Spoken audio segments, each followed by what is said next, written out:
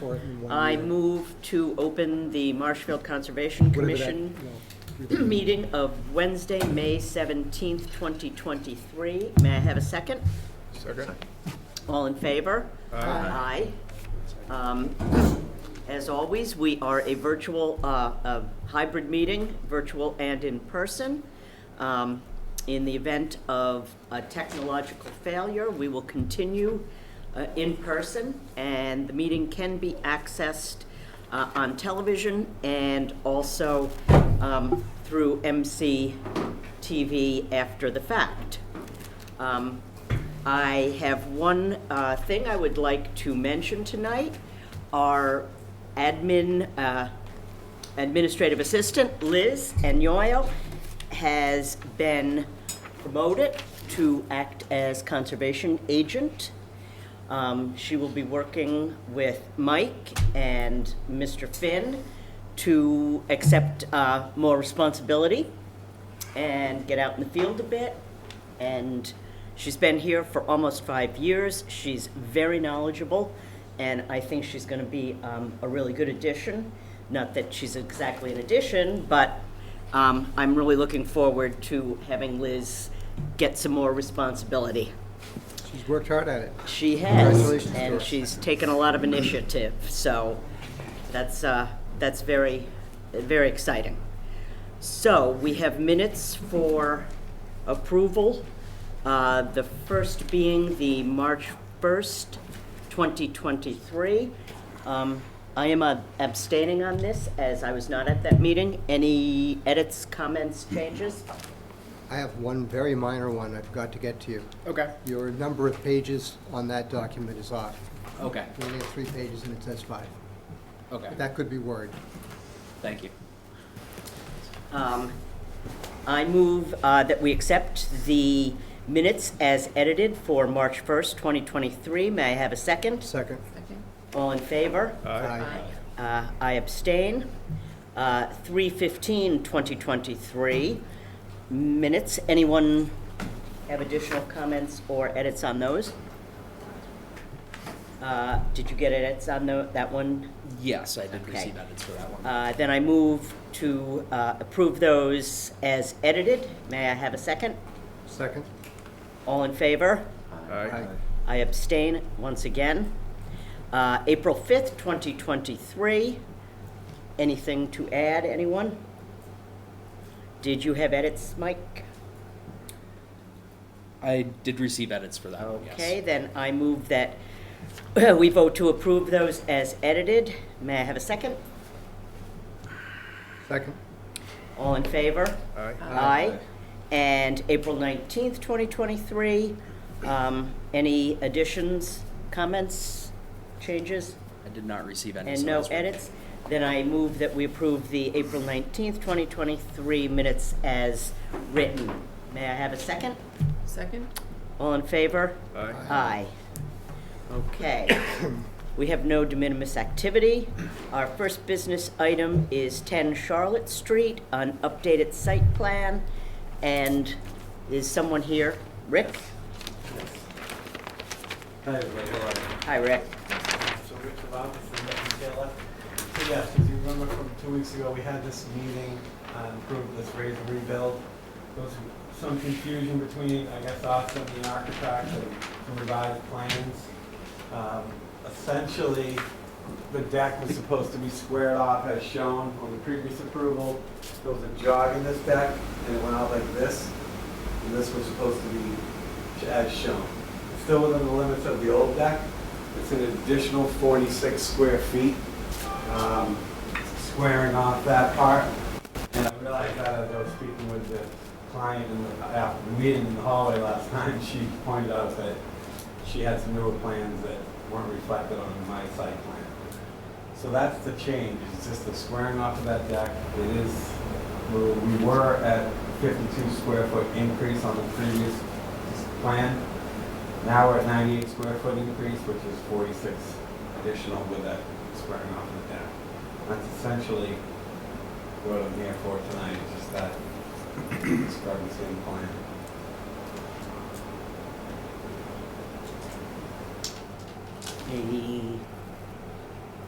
Commissioner comment?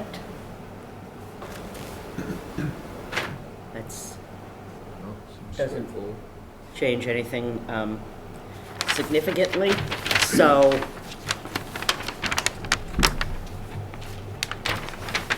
can we just vote for an updated site plan?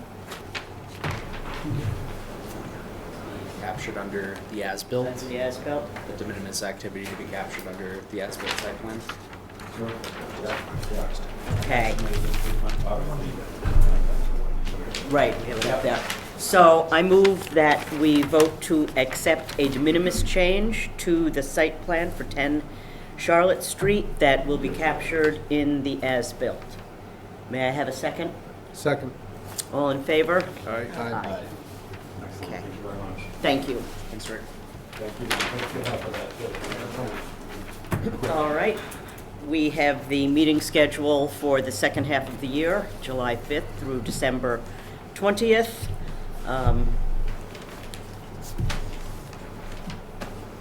I move to accept this schedule. Second? All in favor? Aye. Aye. Okay. Our next item is a request by the North and South Rivers Watershed Association to use the Messer Conservation Area off of Union Street. And I'm going to recuse from this as a board member of the watershed. But we have a letter from Wildlands Trust. And is Samantha on there? Samantha Woods? Samantha Woods, are you on? I don't see her on. No, not there. But would you, Yeah, if I recall, I'll take over. yeah, if you wouldn't mind. As I recall, we just wanted to make sure that these activities were within the scope of the conservation restriction. Is that correct, Mike? Yes. And we've got a letter from Wildlands Trust saying that it is. Yep. Is there anything further you'd like to say about it? Did Samantha give you any further details, or? I believe it will be in the area of a pavilion. They came in to speak about this a few months ago in front of the Conservation Commission. That's the existing pavilion, they're just gonna use that? I believe so. I'm not.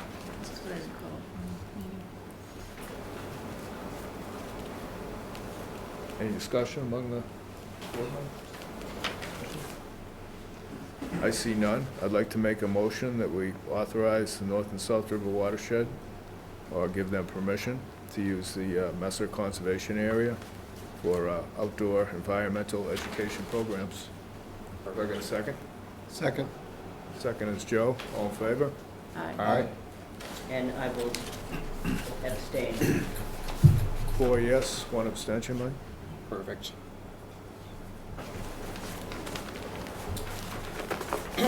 And next up, we have Conservation Commission liaisons to CPC and Open Space. Commissioner Vice Chair O'Donnell is the liaison to the CPC committee. He has written a statement for us. The Community Preservation Committee reviews and recommends funding for open space acquisition, historic preservation, affordable housing, and recreation. I'm a longtime resident of Marshfield. I'm active in several town historical organizations as well as the Conservation Commission. I have 2 adult children who live in Marshfield.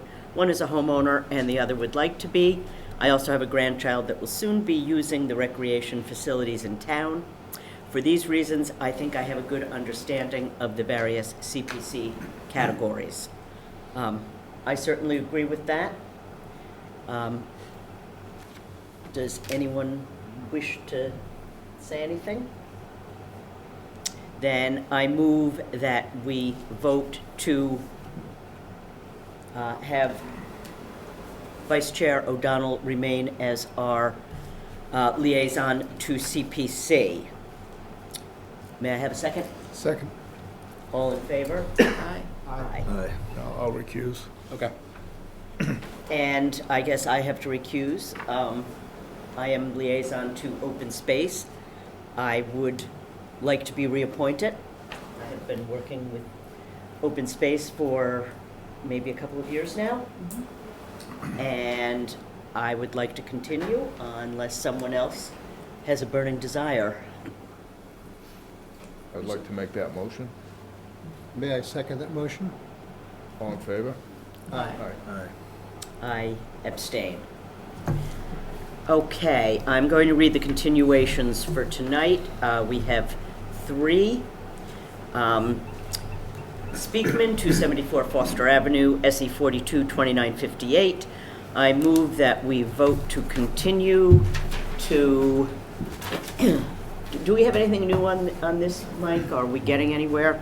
June To 21st. 274 Foster. Yeah. They should be coming in on June 21st. Okay. They said that they will have something by then. Okay, so I move that we vote to continue this to June 21st, 2023. May I have a second? Second. All in favor? Aye. Aye. And 60 Foster, SE 423015. Did they give us a date on their request for continuation? June 7th. I move that we vote to continue to June 7th. May I have a second? Second. All in favor? Aye. Aye. And Maglio, 146 Dakota, SE 423024. I don't believe that one's continuing tonight. My mistake. It's not continuing? Your latest, that's not the latest. Just become a habit. Yeah. I did not think it was continued, but I took your word for it. Well, I didn't hear anything as to it being continued, but you had marked it as continued on the latest agenda.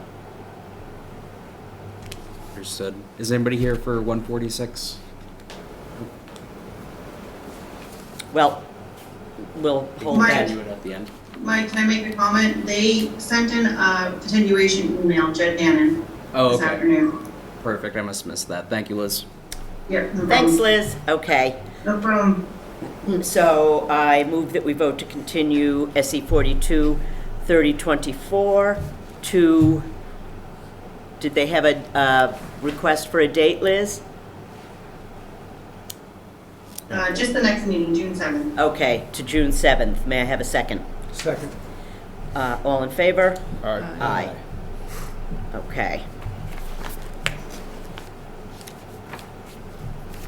So, now we are on to our hearings. The first being Quirk Cars, 903 Plain Street. This is a new hearing. I will read the legal notice. In compliance with the regulations of Massachusetts General Laws, Chapter 131, Section 40, the Wetlands Protection Act, and Code of the Town of Marshfield, Chapter 294, Wetlands Protection, a public hearing will be held by the Marshfield Conservation Commission on Wednesday, May 17th, 2023, to consider the notice of intent filed by Quirk Cars. And the hearing officer is Commissioner Karen. So the taxes have been paid, abutters have been notified, and administrative requirements have been met on this. So this is Okay. for, actually, do you want to just jump right into it? I'll just give a little brief. So this is for activities on a commercial industrial property. It's within 100 feet of a buffer zone to an isolated vegetated wetland, flood zone, X minimal flood hazard zone. These activities are raising an existing single-family house and garage, renovating an existing auto shop building, expanding the vehicle display area, septic upgrades, and stormwater drainage system. The display area, what we're talking about, is just a lot of pavement driveway. So with that, I'll let you go on. Sure. Good evening, everyone. Attorney Steve Bart for the applicant, with me, of course, Melbrick, Savant from Stenbeck and Taylor. This is a project at 903 Plain Street for Mr. Quirk's entity that owns the property now. The plan is that at some point down the road, it will likely be a car dealership of some sorts, and we're in the process of developing it for permitting purposes. They are going to raise the existing residential home. It will not be reconstructed. It will be eliminated, so that non-conforming use will go away. The existing structure, the plan is right now is to renovate that existing structure into some sort of dealership, and then add the parking as Rick has designed on the plan. I think that most of the activity, other than, as Commissioner Karen had mentioned, other than the pavement, is outside the 100-foot buffer zone as far as the structure itself and much of the drainage components. I'll let Rick walk you through the plan, and if you have any questions, we're glad to answer. So yes, we're proposing to renovate the building and add additional display and parking spaces you can see on the site to the front and rear. There is an isolated vegetated wetland about in the center of the property, which is delineated by Brad Holmes and shown on there and with its associated buffers. Currently, the building is used as an auto shop and kind of a sales and auto repair facility. There's a gravel lot out behind the building. They're vacant right at the moment. So we're proposing to upgrade that with some new parking, new septic system, renovate the building, and most importantly maybe is the stormwater upgrade. An extensive stormwater system where currently there isn't any infiltration happening on the site at all. It just kind of sheet flows right into the wetland area. We're proposing a series of surface collection with catch basins and trench drains and subgrade piping and first defense units, which are basically oil water sediment separators. Treat the groundwater before it goes into these underground infiltration beds. During large snow events, there will be some overflow into the isolated vegetated wetland. I don't know if you've had a chance to review Rod's comments from today. He went through the drainage package and we're working closely with him and with Mike on that. Basically had a couple of minor comments which I addressed, and I believe his final note was that he was, comfortable with the drainage. We have more than adequate storage in that wetland out there for even the largest storm event that we might see. And basically just, treating the water, any stormwater that we have on site.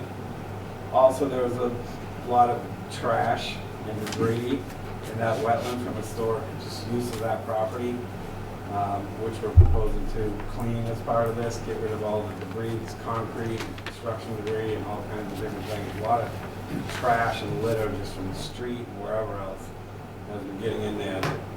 I was out there last week and it's a mess in there. It needs, and I think Mr. Clark and everybody else is Clean it up. more than interested in cleaning it out.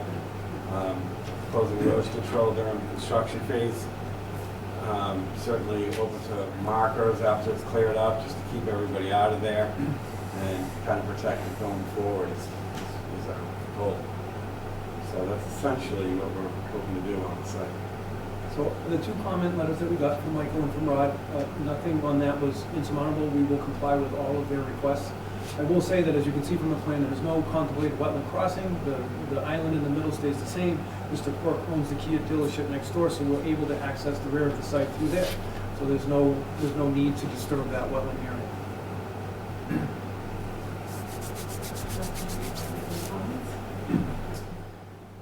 Yep, on site, as Rick mentioned, there was quite a bit of dumping that had been done historically on the lot. Appears like household rubbish, construction waste, etc. So having that out of the wetlands would be a good improvement. I also think that having stormwater control in general would be a great improvement on the site. The auto body shop there's like a big corrugated plastic pipe, and it seems to just run straight into the isolated wetland. So having stormwater control and improved plan is would be beneficial here. I have a question. What happens with that pipe? Does that get capped or removed? It's going right into the wetland right there. That'll be, that's going to be removed right out of this. Absolutely. Yeah. All the collection from the roof and the parking will be in this new system. I don't know if everybody saw Rod's comments, but I got a chance to review them, and everything, he is okay with the plan. He just had a couple of things that were missing from the standard, the stormwater standards checklist. And he said that the operation and maintenance plan was missing a log form, a maintenance log form. Yeah, I provided that with him today. Oh, you already- okay. And the illicit discharge And you did, statement was okay. also provided today. Yes.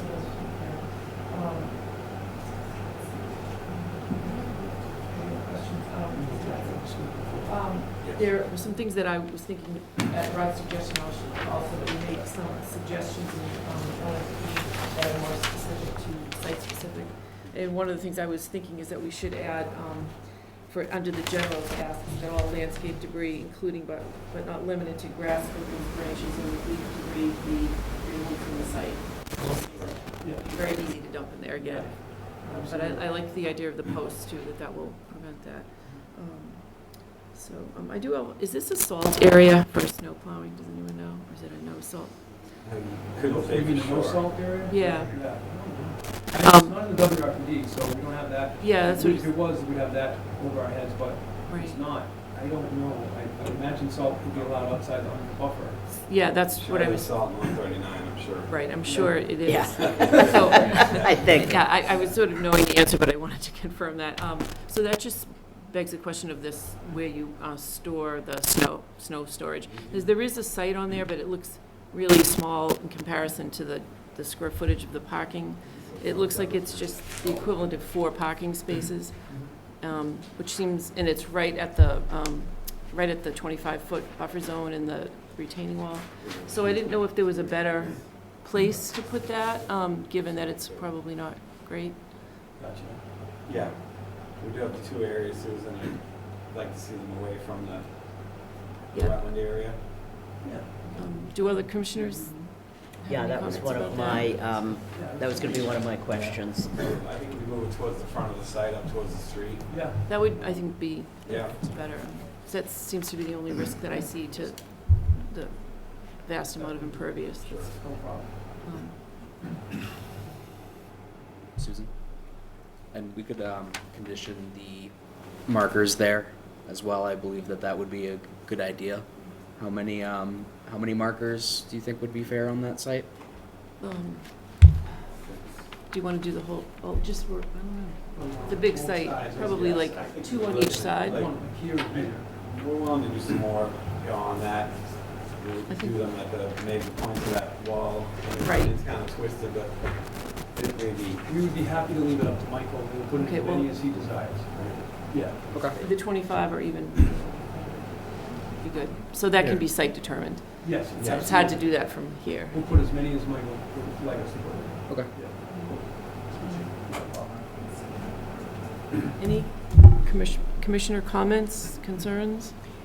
This is just outside the scope of this parcel, but I think, and I think Rod may have referenced this, there seems to be a spot where there is a runoff and runoff and erosion from the current Cork parking lot, and it's right at the bottom of the, Yeah, I know what you're talking about. You know what I'm- Yeah. yeah. That's the, remember, it's the gravel riprap and the thing that comes off of 955 Plain Street that does go, I think it overflows into this wetland, but I think it's. yeah, it goes down there, and there's also, it's obviously another trash dump. And Correct. there's no curb or anything, the pavement is just flat Right. to there, so everything is going down in one area. So I don't know if, while this is being done, that could get some attention, or, Is that what Ron's Yeah. comment was, to putting the Cape Cod berm on that? Is that- well, no, I think he wanted the Cape Oh, no, Cod no. berm Yeah, this is here, talking but about I the thought he retaining wall. said there's also Okay. Did. some See erosion that from it's the on. current Kia. I haven't seen it. Did you make comments about this storm? Yeah, this is, He's talking about. From this pipe? This. yeah. I think, Mr. Chair, what Rod was referencing with that curb that he mentioned in here. Yeah. He was talking about. No, the curb, I think he wanted, On the yes, retaining wall. On the All right. at retaining this, wall. Yeah. yes. Yeah. But Oh, I he, think- I there's see. also Yeah. this area where it's running down, Right. straight down into the wetland I think- from the other parking lot. Yeah, it looks to me like his comment is, you know, in it, us using the wetland as the overflow for this system and also 955, you know, is it Rick's opinion Right. that this vegetated wetland area can handle that water? And Right. I would say it is. We yeah. did review it, and we have 3 to 4 feet of freeboard above the 100-year storm event. Pretty Yeah. deep pocket It's not there. gonna go out of that. once- Right. And I've looked at that drainage coming from Quirks recently. The pipe there hasn't flowed at all. You know, it doesn't, it's not like It's not- it's erosion washing out of, it's the emergency overflow coming from next door. Okay, From all of the new infiltration systems we put in over there. So that's not just running from the detention Right. pond, that all has subsurface infiltration as well. Which okay. it wasn't before you folks because it was inside the buffers. Actually, it did come, I think, we did have some. Yeah, there is an existing Yeah, runoff there that's been there for forever. it doesn't really use it. It was certainly anything that you would like us to address, something on that site. You know what I mean, Yeah, I Susan? think so, Yeah. yeah. I think Rod's comment was that Ken is wetland heavy, Yes. and handle both sides. Okay. Which you can. We can. And if there is another area that you Yeah. saw erosion or debris coming in from the Kia side. Right, yeah. that's- I'm just thinking, you know, the potential pollution coming off of there Sure, sure. because there's nothing to stop it, yeah. We can just do a berm. We can do some sort of big pipe. We can absolutely. Yeah. Yeah, just something little to Okay. slow it down, or, yeah. I'll talk to the general manager that handles the CapEx improvements, and I'll talk to him about whether or not we can put that on there. Not even have to be on this or condition. Right, as I say, it's not So we'll- on we'll- this I'll site, talk. but, thank you. Great, good pickup. That was, anybody else, other comments? We request a revised site plan, Yes. and what day would work for you, Rick? I'm pretty, just to address the markers and what other. Snow storage, The snow. Area, the markers, then Snow. debris. debris, remove the debris, that'll be in your conditions, the Yep. markers. Can we close and have that those done? Well, yes, if they cannot be on the site plan, yeah. And if those, you've Yeah. already submitted the two reports. that's Friday it. works. I'm gonna do it tomorrow. I just didn't wanna promise you tomorrow. Friday's At the fine. end of the day. Okay. You know, tomorrow would be as soon as I could do it. Is there a place on the plan we could address what it is, that the piece that you were talking about that's actually on the other property? Or if you know, I don't think can't we're really- allowed to condition. Yeah, yeah, I you don't can't think do so that. either. Just, yeah, Yeah. take a look at it. But I will provide the board with a All letter. right. Once I talk to Mr. Quirk and talk to Steve Claremont, he's the construction supervisor, and see if we can. And Rick will have to design it for us, you know, Right. tell us what he wants Mhm. where. Great, So once we do those things, I will commit to get back to the board and let you know that we're okay. we will do it. There won't even be a question. Yeah, thank you. There, anybody on Zoom in the public that has comments on this project? Does someone, did the hand go, oh, I'm sorry. I'm Dan Smith, I'm the owner of the abutting property at D.H. Smith and Sons right next door. Okay, yes, I'm not opposed to any of this, I would love to get my hands on like a close-up of the proposed drawings. Mhm. Not really up to speed with the project, as to what's going on, but I think the Quirks do a great job at all their projects, I'm not opposed to any of it. I just, we're direct abutter, I'd love to be in the know a little bit. those plans are available in the office. You can just come in and see Mike Seeley or Liz Enoger, Yeah. and they'll be happy to share them with you. All right, yeah, thanks. You might want to wait till you see the final site plans, because there are going to be changes, Yeah. so, but those are available. Thank you. I have my card here if you want to Okay. grab it. I can get hold of it, thank you. Give me my copy, I'll do it. Just do one. Yeah, or, yeah, It mine appears we on. can Take mine. close the hearing, and would you like to do order of conditions, read those Yeah, first? so the standard special conditions would apply to this property, as well as a insert under during construction to ensure that erosion control is in place and do not use hay. And also during construction, ensure that debris is removed from the IVW and buffer zone. Do we need to put in a statement about conservation markers to be determined? Oh, yes, that would be a B1 prior to the start of work, ensure that conservation markers are in place. And I'd like to also have you add that the OMP general tasks will include, I can give you that language. It Okay. was that all landscape debris, including but not limited to grass clippings, branches, and leaf debris, must be removed from the site. That will be in the OMP general tasks. So I'll move to close in order of conditions. Do I have a second? Second. Joe, all in favor? Aye. Thank you. Excellent. You're Thank you very much, folks. Thank I you. wanna Thank you and the staff for accommodating my schedule and putting us on first. I'm never first, so this is first. Thank you very much. You're never first either, Rick. Um, You're always at the end. I just want to say before we go to the next hearing, I see Samantha Woods on. Samantha, we have already taken care of it. You are good to go.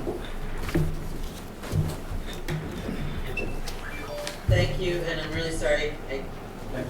That's okay. We hit you right off the bat, so you're all set. All right, thanks a lot. Have a good night. You too. Okay, next up is 278 Ocean Street, a new hearing. In compliance with the regulations of Massachusetts General Laws, Chapter 131, Section 40, the Wetlands Protection Act, and Code of the Town of Marshfield, Chapter 294, Wetlands Protection, a public hearing will be held by the Marshfield Conservation Commission on Wednesday, May 17th, 2023, to consider the request for determination of applicability filed by the Jetty. And the hearing officer is Commissioner Karen.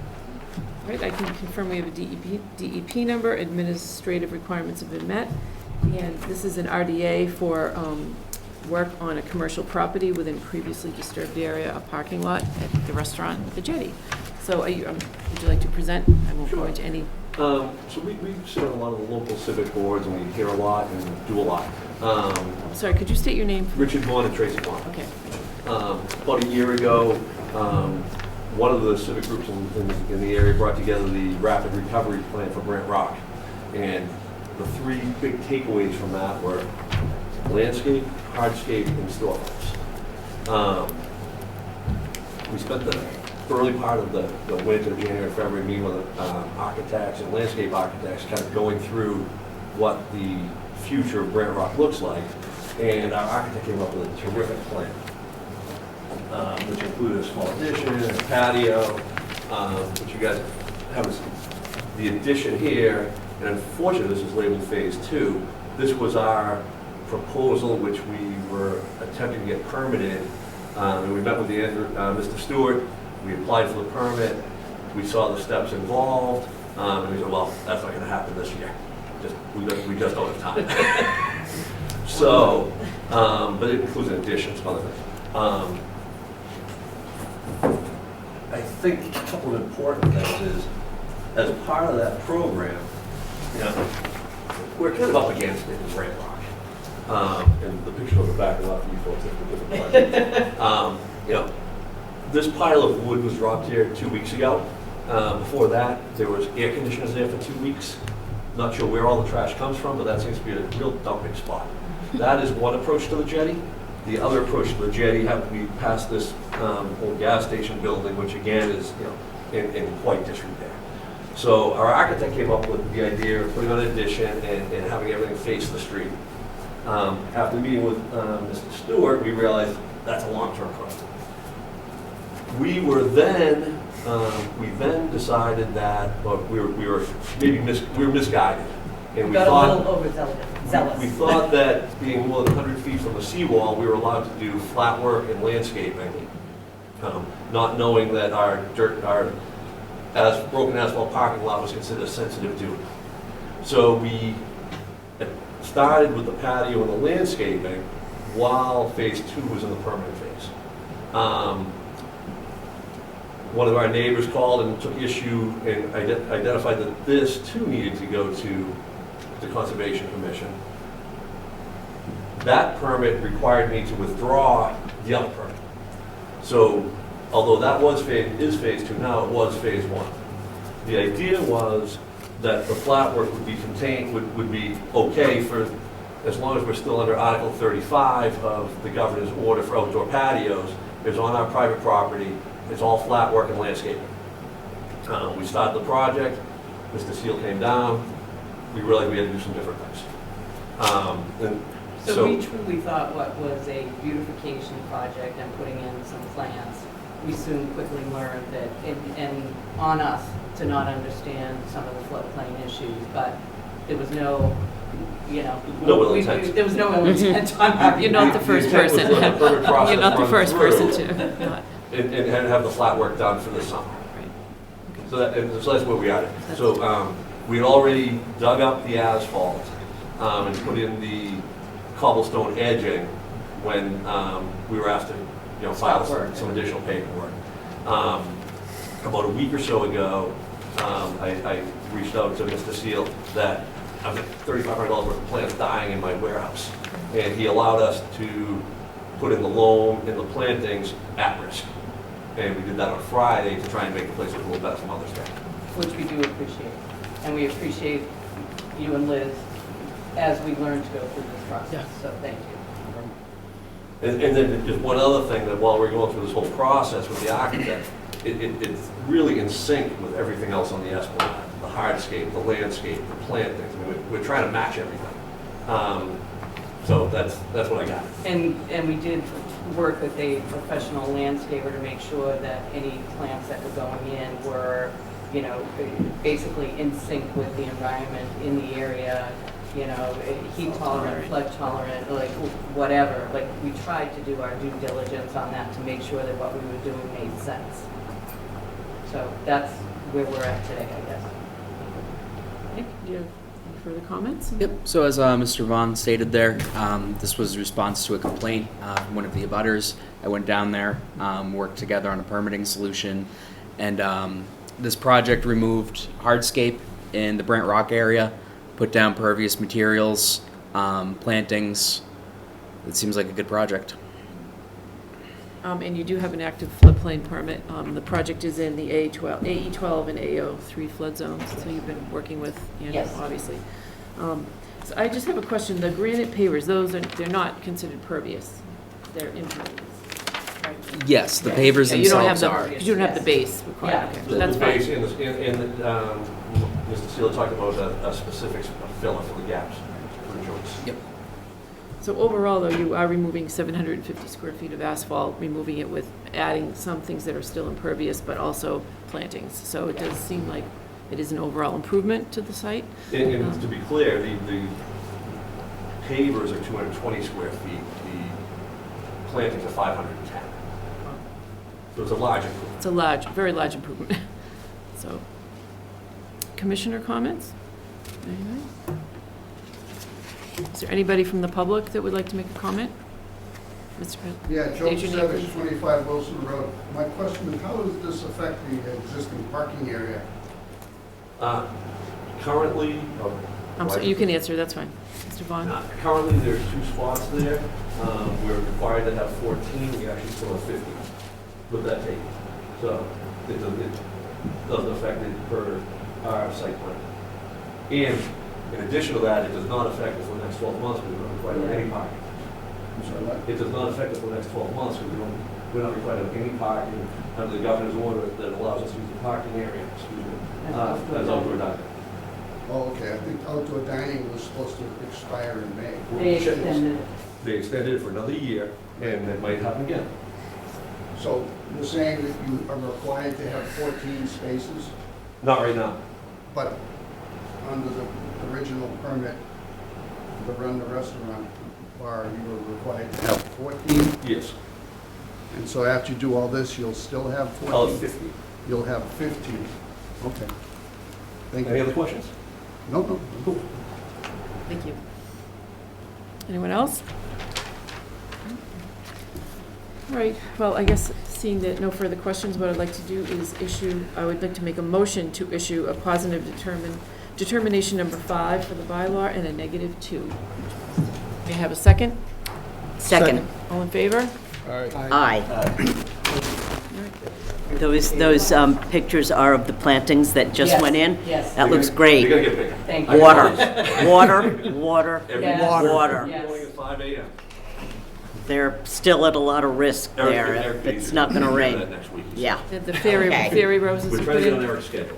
You'll love those. If you Yeah. cut them, Yeah. they'll flower until November if you Yeah, keep and cutting she them. picked specific plants that would thrive and. Yeah, it's a nice easy plant to take selection. care of. Yes. Okay. You're welcome.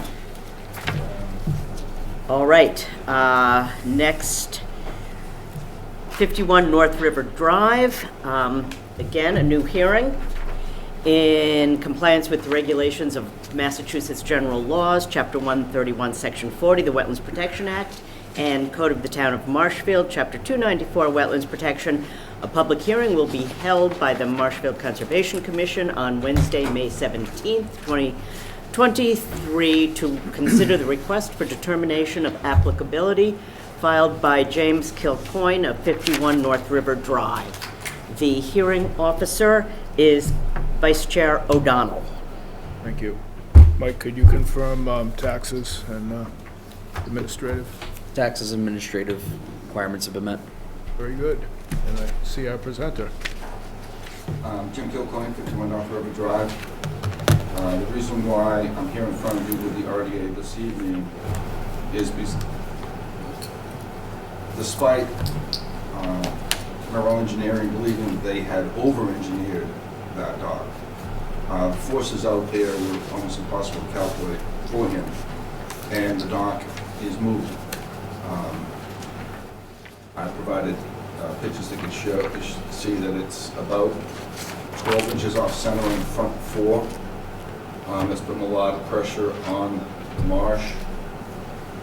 So the simple solution that I came up with was to place 4 pilings to take the pressure off the dock box, remove the 2 aluminum arms that now currently hold the float in place. The float will remain exactly where it is.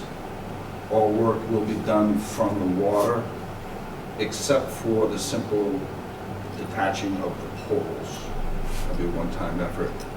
I plan on piggybacking on a prior project that came in with a barge. So from a mobilization perspective, I'll just go on top of somebody else's work, put the 4 pilings in. I have already consulted with and had a site visit from DEP.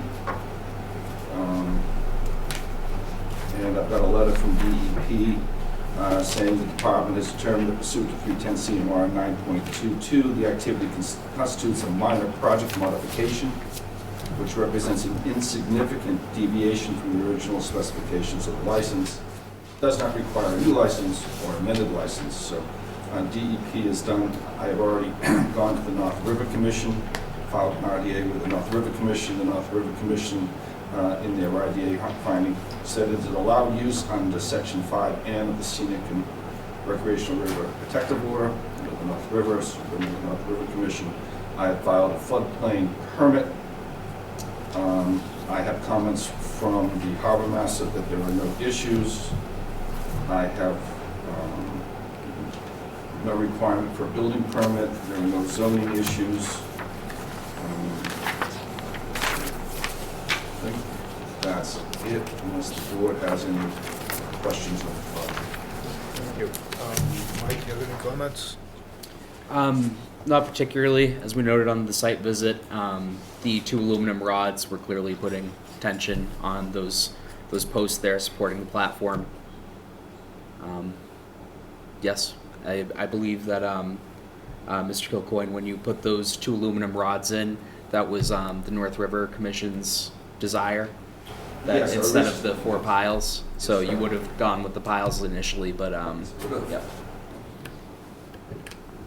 Yeah, and since that time, North River Commission has begun to allow piles in the river.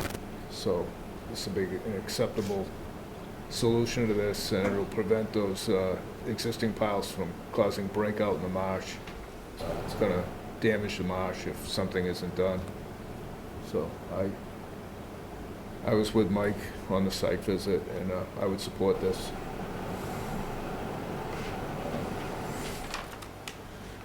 Any other comments from commissioners? You can see the twists on those posts, so Okay. yeah. Okay. It's not doing damage to the peat, the marsh yet, but it will if they start working back and forth.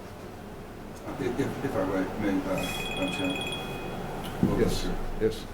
Yeah, as you can see, I've tried to add some cross supports because you can see the pressure to try to distribute the weight across the floor. It's not super satisfactory. It does help unweighted a bit.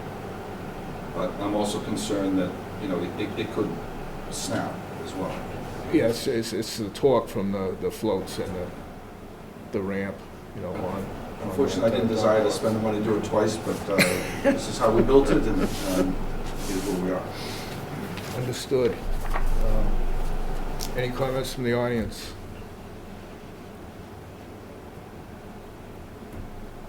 I hear none. Special conditions, Mike? Just standard dock conditions? Standard special conditions, standard dock special conditions, yeah. I'd like to make a motion to close and issue conditions. Second? Second, Susan. All in favor? Aye. Unanimous? Thank you, everyone. Sir. We appreciate it. Okay.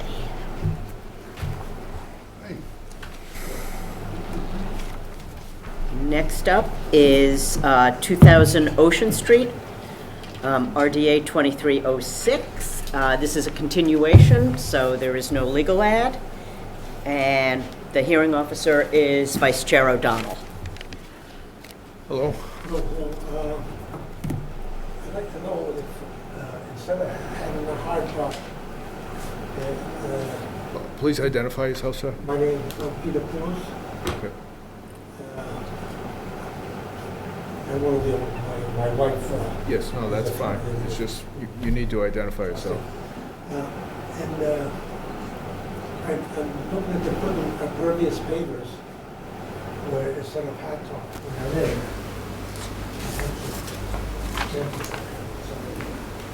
Instead of put the hot top, finish up that. In the entire area?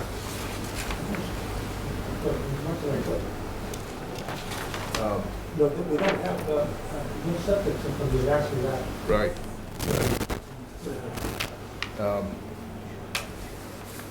I think last time, I should have suggested that we have town engineer review of this for stormwater. Oh, right. You think that's appropriate? I think that would be appropriate. So, I think we should do that, run that past him, and see if that's satisfactory, or if we need, the way you had that stone, Trench. remember what they called the stone trench around it before? Yep. You may need to do that, but I think pervious paving would definitely be an improvement. But I think we should run that past Rod. Right, I agree. I think that the pervious pavers seem to be an improvement, but we should get the town engineer's feedback on that. Other commissioners have any comments there?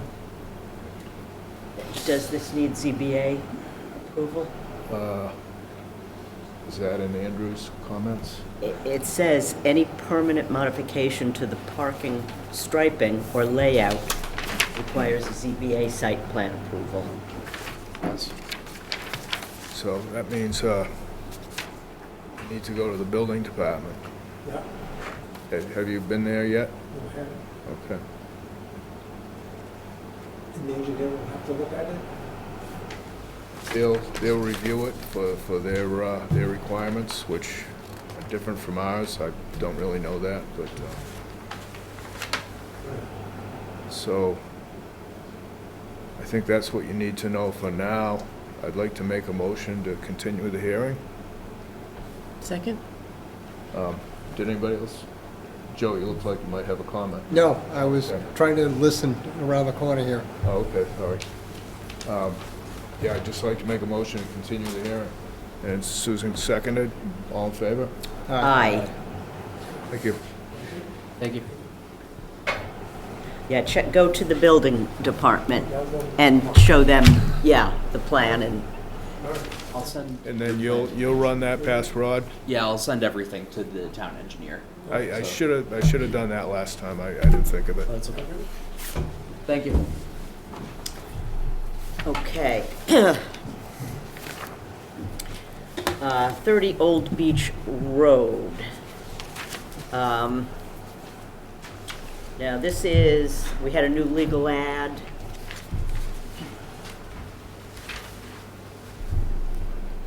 So I'm going to read the legal ad again. Was there additional abutter? Did you go through the whole process of a butter note? Okay. In compliance with the regulations of Massachusetts General Laws, Chapter 131, Section 40, the Wetlands Protection Act, and Code of the Town of Marshfield, Chapter 294, Wetlands Protection, a public hearing will be held by the Marshfield Conservation Commission on Wednesday, May 17th, to consider the notice of intent filed by Gregory Ruel at 30 Old Beach Road. I will note that we opened this hearing at the last conservation meeting, but the decks had been left off the narrative of the plan and did not make it into the legal ad. So we are making sure that we have covered that. I will be acting as hearing officer tonight in the absence of Commissioner O'Donnell. And Mr. Zimmerman is here to present. Okay, for the record, John Zimmer, Southwood Environmental, on behalf of Mr. Rule. Just a quick recap of the project. Predominantly, Mr. Rule is looking to put in a shed in the rear of the property, 10 by 14.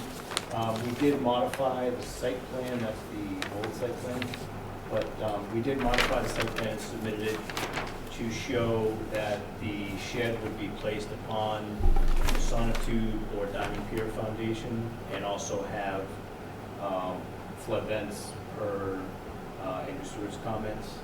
So that's noted on the revised site plan that we submitted.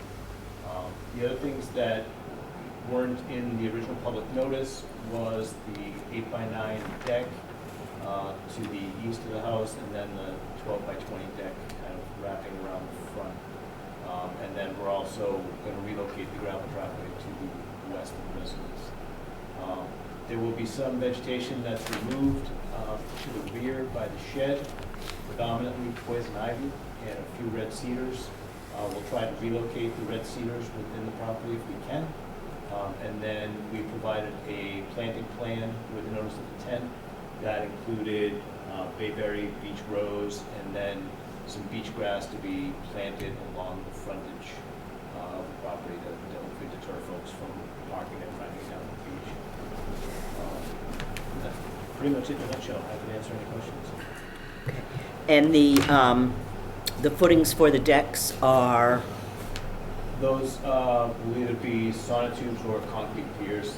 I think it's the concrete piers on the site plan, so that's what will be used. Okay. Any comments, Mike? Yep, it does say concrete piers for the decks. Yep. And yeah, it'll be good to see those eastern red cedars get transplanted where appropriate or where possible. But yeah.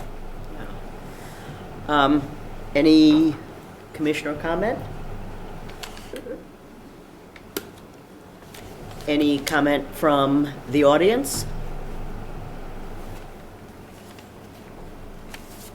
Hearing none, I move that we vote to close the hearing and issue special conditions. Yep, the standard special conditions would apply here. May I have a second? Second. All in favor? Aye. Aye. Dodge. Thanks very much. Thank you. Okay. Next is 17 Oregon Road, SC 422990. We have received a request for withdrawal of this NOI without prejudice, so I move that we approve the withdrawal of SC 422990. May I have a second? Second. All in favor? Aye. Aye.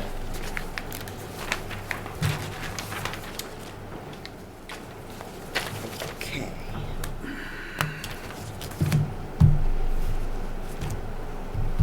Dakota, we're not doing Dakota, right? That's That was continued. continued. Okay. All right.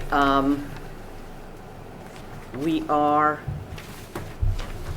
at the Airport Commission, 93 Old Colony Lane. This is a continued hearing. And I am the hearing officer, so you have the floor. Thanks. Craig Schuster with Airport Solutions Group. We're the, us and Goddard consultant who's online, worked with the airport and with Finn to develop the vegetation management plan for the airport, so we can continue vegetation and safety of the airport. Ben Garman with Shoreline Mediation on the assistant airport manager at Marshfield Airport. I mean, I control it. Otherwise, oh, I see. Okay. Hoping to get the vegetation management plan approved so we can continue mowing and maintaining the safety standards of the airport. It's my understanding, Bill, I think you have something you want to do first, and then I we'll thought, go to a presentation. yeah, I thought we might have a new commissioner here this evening, and we don't, but I think it would be good to run through this aerial drone presentation just to refresh your memories on where we are. Right now, this drone is facing westerly at the 06 end of the runway, off the runway. The 06 end, if I can remind you, 06 means 60 degrees, and that's the end of the runway where you would take off and fly out toward Plymouth Avenue in the ocean. You would be at a 60-degree heading on the compass. The 24 end, which is the other end, which is the end closest to Plymouth Avenue, is known as the 24 end, and that would be, if you were taking off from there, you would be taking off at a compass reading of 240 degrees. You would be heading west in this direction. And so the drone is flying in a westerly direction out toward the area that you see coming up, will come up tonight. It's a stand of beech trees that will be, I mean, not beech trees, birch trees, I should say. You can see them coming up in the foreground. It's the low-lying, or not low-lying shrubs, but the trees that are coming up in your right hand, up in the upper right-hand corner. And the drone is now turning, and we're flying across the runway, and on the left-hand side and at the front of the where the drone is flying toward is a stand of beech trees that we'll be talking about this evening that have been, it's on the left-hand corner now.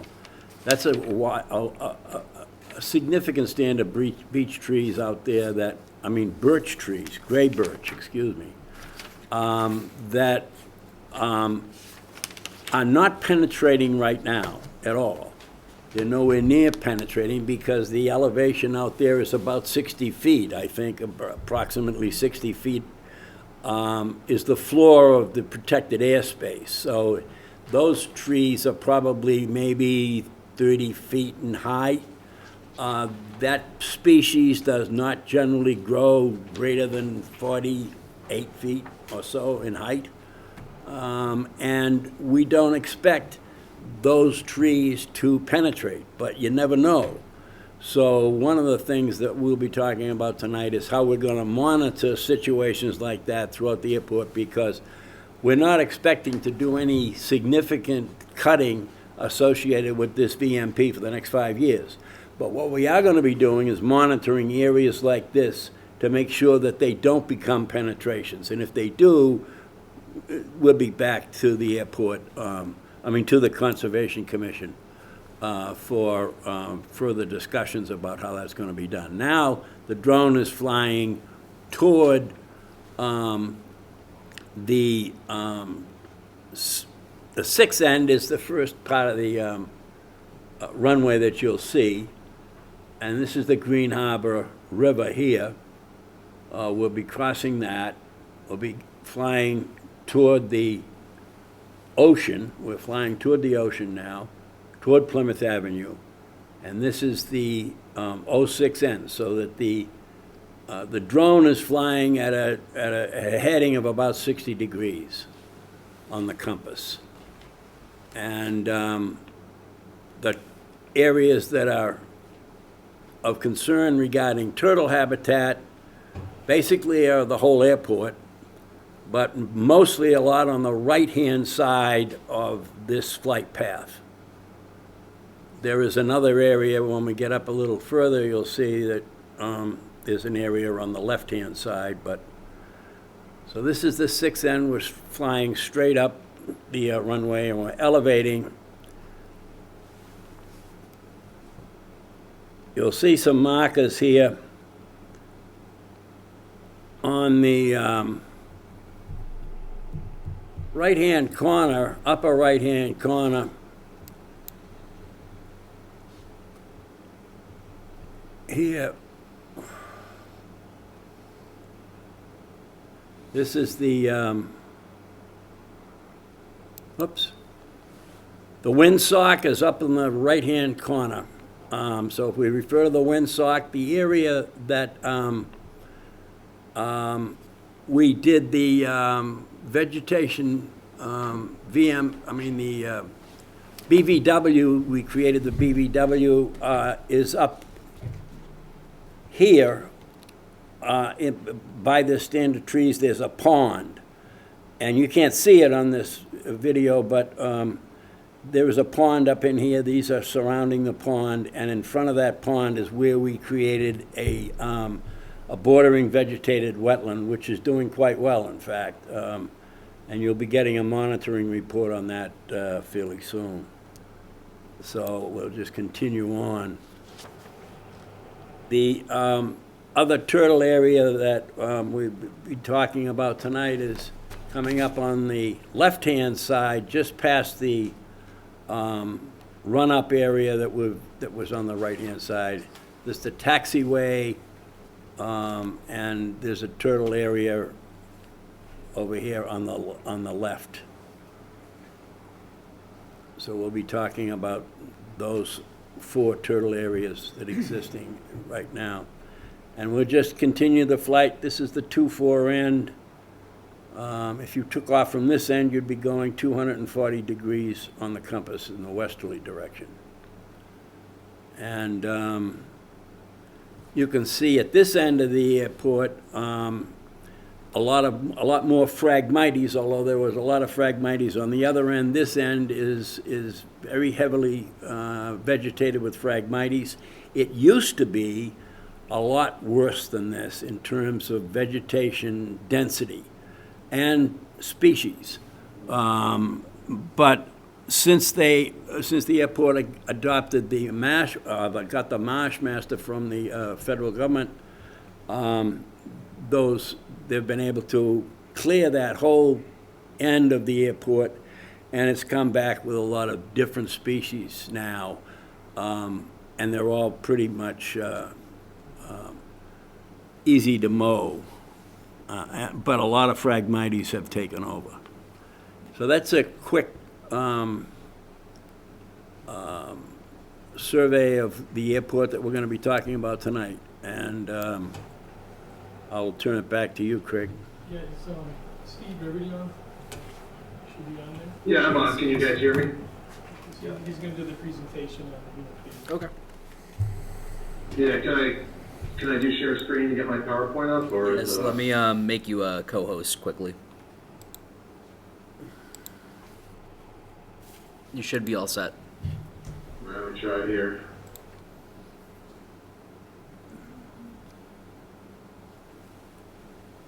Right, let me know if you guys see a PowerPoint. Yep. Yeah. Awesome. Great. Well, I'm Steve Riverdon. I'm a senior ecologist over at Goddard Consulting. I've worked on this airport for numerous years from previous consultants, so I know this airport very well. We're here obviously for the vegetation management plan and the ensuing notice of intent that comes out of that. And I'll go as fast or as slow with this as you want. If you think I'm taking too much time, somebody will hurry it up. If you want more detail, I can give more detail on any of these slides. I figure these slides are good for the commission as like a good takeaway and, reading material to kind of see a summary of things. This is some history on vegetation management plans in general and how they are at the airport, going back to 1993 when they started in the state. But what we're essentially doing is we have a new VMP at the airport, and we're permitting the 5-year YOP that comes out of that, the operation and maintenance plan. So there's the next 5 years of maintenance that needs to come out of that VMP for the airport is what we're seeking permission for tonight, an order of conditions for. This is just a quick, summary of what VMPs are. If anybody doesn't know, or if any public is watching and wants some more information on the VMP, it's effectively protecting airspace around the airport, mostly from vegetation that could be a penetration, an issue with airplanes taking off, safety for the passengers, for the neighbors, for the pilots, emergency access to runway areas in case there is a plane crash or somebody needs to get out to some of these pretty remote areas out there. And also an aspect of the VMP is to manage some of the wildlife issues. Wildlife could impact the planes as well. There are limited projects for vegetation management plans. They do get kind of big. You're dealing with large spaces and lots of area. So, just by default, you're over a lot of Wetlands Protection Act standards. So there is a specific limited project in the notice of intent for dealing with vegetation management plan. As Bill alluded to, we kind of did an obstruction analysis previously, last year to check all the tree heights and see if anything was a penetration. He was talking about the birch trees on the 6th approach. So those are growing up fast, but they're currently not a penetration, and they may never be a penetration. So we were looking at, we did the obstruction analysis, which looks at tree heights and are those trees or any vegetation penetrating the airspace, and right now there's not. So effectively this VMP is just management of areas that have already been cut previously. This is a quick summary of everything that's happened on the airport since 1997 when the original VMP was done, which was done by Bill Fenn back in the day. He did the original VMP for this airport. It was cut back in the late 90s. There's been several subsequent VMPs and cuttings that have been done. Lots of YOPs have been happening out there. The last big cutting that was done was around 2013-14 for the runway extension. That's the last time any real large trees were taken out for VMP purposes. Since then, it's mostly just been maintenance, various types, mostly just mowing. We haven't really used herbicides out of this airport for years. I think that was back in the early 2000s, the last time any significant herbicide treatment was done out on the airport. Some previous methods, a lot of, like I mentioned, a lot of cutting, tree removal, all that stuff was in the past. What we want to do now under this VMP and the YOP, which we're going to permit with you guys, is the management of stuff that's already been cut. So one of the big changes between then and now is that the airport has a marsh master, which is very low ground pressure. It's essentially can float. You can put it in water, and its treads are on pontoons, so its PSI impact on the ground is very, very, very low. So other than crushing some vegetation, it really has no ground impact. So this is a kind of a new method, so they can mow areas that they really couldn't before, or they have to wait for the winter when everything's frozen. But sometimes things don't really freeze out here. It got very problematic to cut some of the areas on the airport. Now they have the ability to cut some of these areas and cut them more frequently to keep the vegetation under control and control the Phragmites. As Bill mentioned, this one area here as a selective cutting, so that birch area, we're monitoring it. Right now we don't need to cut it, but as Bill mentioned, if we need to, we'll come back and talk to you about it. But in the YOP now, it's listed as if we need to, we'll do it, but we'll get kind of special permission if we need to do it. But right now, it doesn't look like we need to. This is the VMP plan right out of the VMP itself. Yeah. Looks complicated, there's lots of colors and numbers, and it's essentially these different areas are called out based on what vegetation is there, whether it's a wetland or an upland, what type of, is the vegetation low, is it high, what type of management does it need.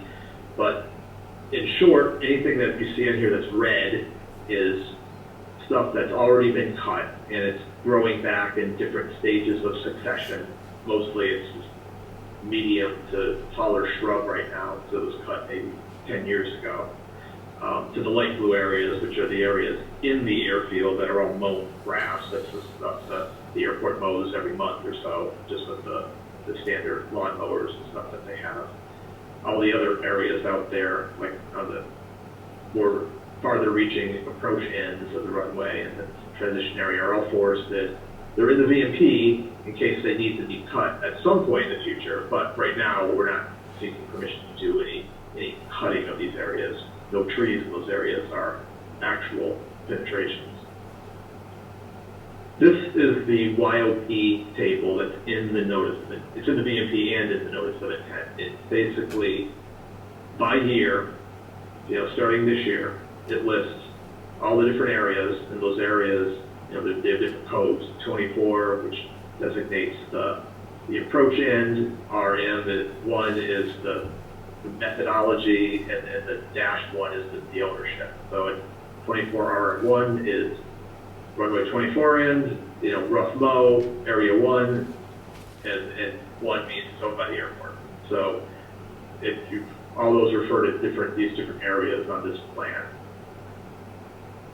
So effectively, what we're proposing every year is just different various areas of rough mowing. And these selective cutting areas are what Bill was alluding to. Some areas we're watching, we don't have penetrations yet, but we're keeping an eye on them. And the caveat to those, there's an asterisk. It just says there's currently no penetrations in here, but we're watching them. If we need to cut these areas, we'll talk to you. That cutting could be, one tree. Maybe they need special permission to go out and take down one white pine that just, finally got tall enough to be an issue, or maybe it's a red maple that just needs to get topped. Maybe it just needs to fully come out. But, access and the methodology we'll talk about it at that time if it comes up. And if after 5 years that doesn't come up, then then we're going to be doing another one of these to update you on the next 5 years. These are just zoom-ins of the two different runway approaches. The yellow areas are what we want to mow with the Marshmaster. And again, these are all areas that are previously been cut and are kind of low shrubs right now. The blue areas are just the standard airport mowing of upland grass around the airfield. And this is the 2-4 end. They're again the same thing. The orangey areas within Bass Creek, I'll get to in a little bit. Those are some areas of heavier Phragmites that are within the river that we want to be able to mow as almost a mitigation.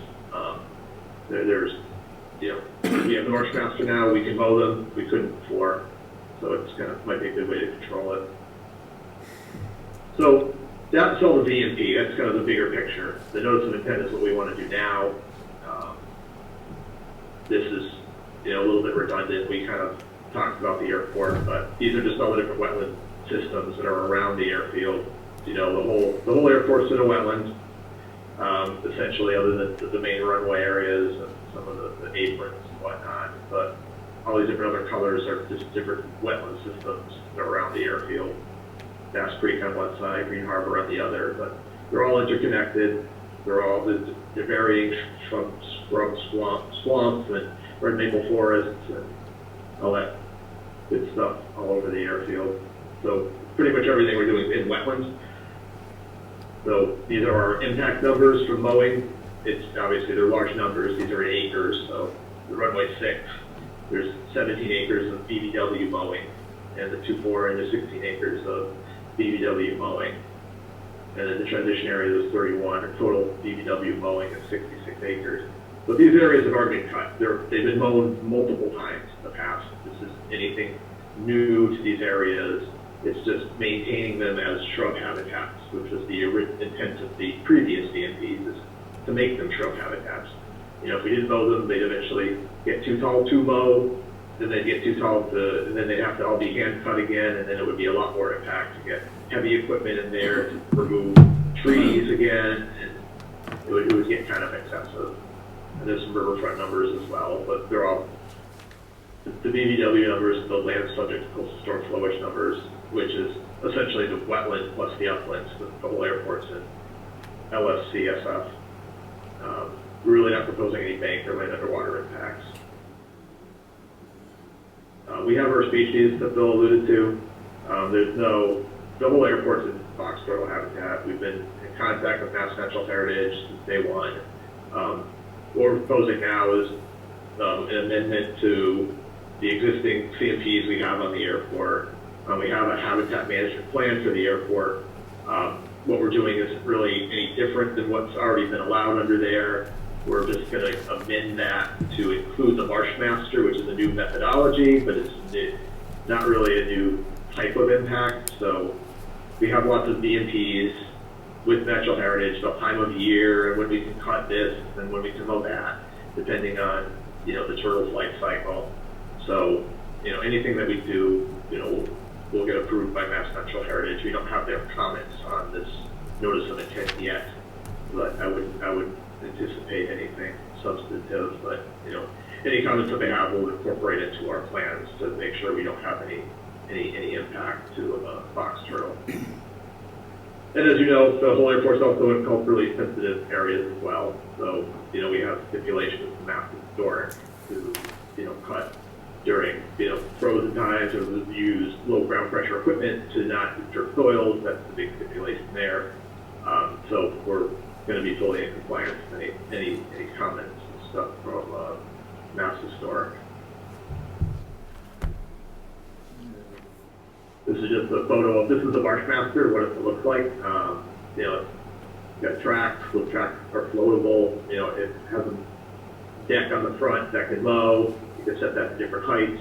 You can tow like a, I don't know what you call it, like a rafty type of thing behind it if you want to bring it out and bring trees back or wood back and not have to drag it, through the swamp and tear up the ground. You can actually kind of have it on some type of like a sled type thing that can pull things around. So this is a really, really neat piece of equipment that the airport was able to obtain. Not many of the airports, since they have this, it gives them the ability to really get to some of these areas and have very low impact doing that. These are just some photos, but I think Bill's drone footage kind of covered all these. This is the 2-4 end. This is that Phragmites area that I was talking about that's actually growing in Bass Creek. If anybody on the commission was here back in 10 years ago when we did the Bass Creek restoration project, phase 1, I was involved in that. We dredged out Bass Creek because the whole creek was included. The Phragmites went right across. So we did a dredging plan back then to kind of start to restore Bass Creek and connect it downstream to the whole marsh system and get the tides start flowing back up in here. And there was multiple phases of that. I think only phase 1 was implemented, which is this. But the Phragmites is starting to come back. It's starting to grow into the channel. It's eventually going to grow across the channel again. But now that we have the Marsh Master, we want to be able to, hey, can we just start mowing this to keep it down in here? Not when it's this wet. This is tidal, so the water goes up and down. So when it's lower water and we can kind of get in there and not have any impacts, to kind of keep that Phragmites at bay and at a minimum, hopefully stop it from progressing across the channel. This is just a blow up of that, which is in the notice of intent. This is that kind of the Phragmites area. So that's the kind of the summation of what we want to do. So we're seeking the order of conditions. We did do the drone, like I mentioned, we did do the drone flyover last year. We want to do another one this year to basically get a baseline condition. So we have tree heights from 2022, and we want to get tree heights again from 2023 and compare them, which will give us almost like a growth rate. So those purposes that Bill was talking about, if we can say, hey, in year 1, it was whatever, 22 feet tall, and in year 2 it was 24 feet tall. We know those perches are growing 2 feet a year. we could start to maybe extrapolate when those might be an issue. And same for other trees. So, we're going to do some more data collection this year to try to get a better picture of how that vegetation is changing over time and maybe predict a little bit better of when we may need to do real cutting out there. Right now we don't. Right now this is just kind of keeping on what the airport's been doing with the new piece of equipment that is, less impactful than other methodologies that they were able to do in the past. So that's kind of the presentation in a nutshell. I'll turn it back over to you, Craig, if you want to add anything else. We can turn it to the commissioner. Yeah, thanks, Steve. I got nothing else to add, just what questions the commission may have.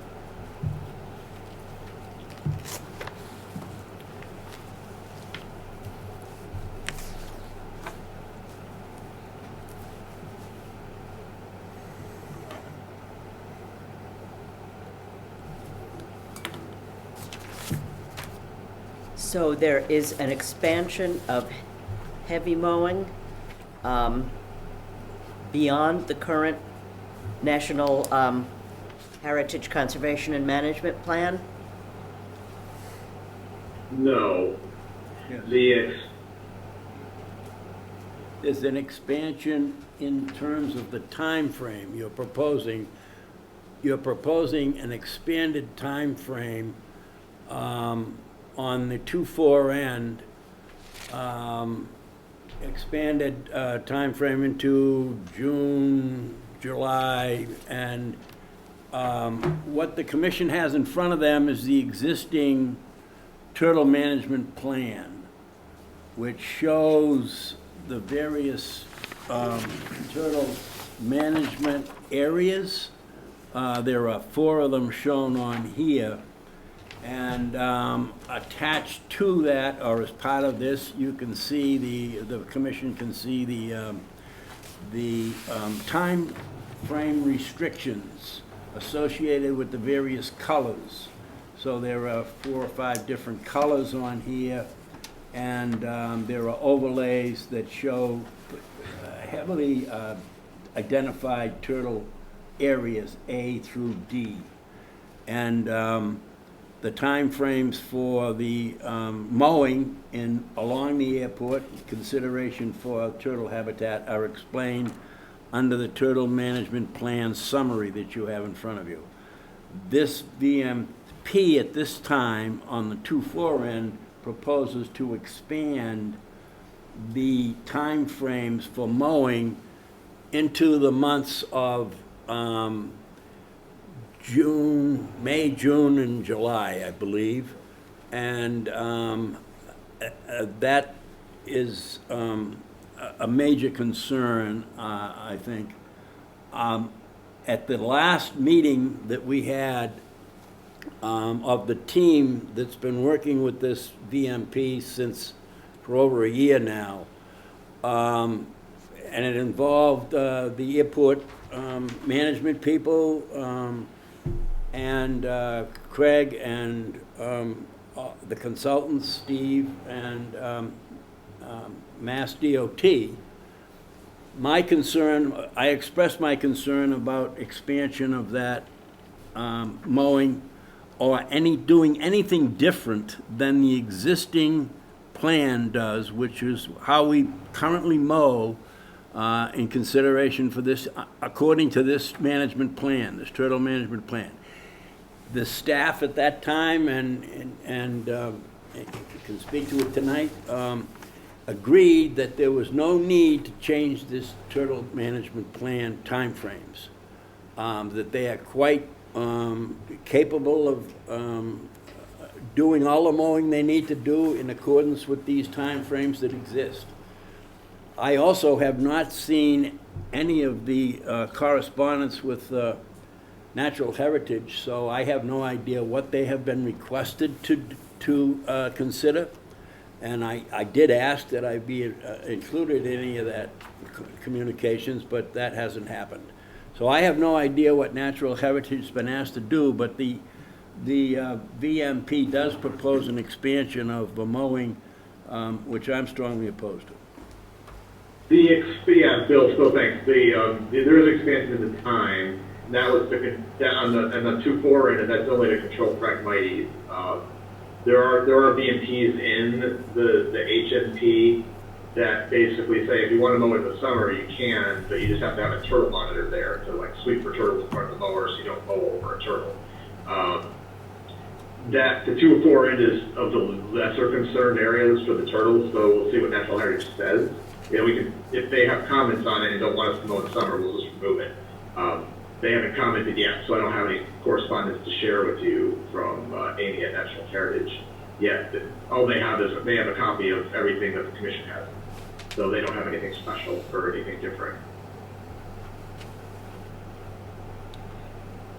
So we need to wait until. Well, I